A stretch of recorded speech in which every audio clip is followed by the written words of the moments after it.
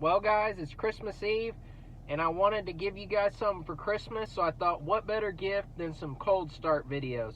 So today's video, I'm going to show you a cold start from my 5.9 Cummins, my 7.3 Powerstroke, and my 6.7 Powerstroke. Hope you guys enjoy. Here's my 5.9 Cummins and my 1971 Ford F-250.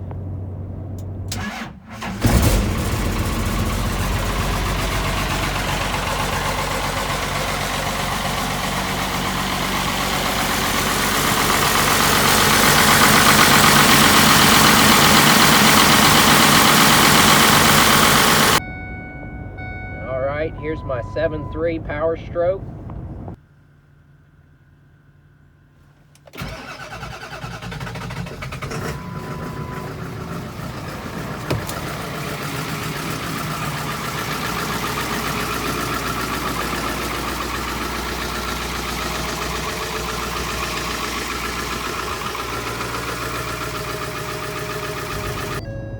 And last but not least, my 6.7 Powerstroke.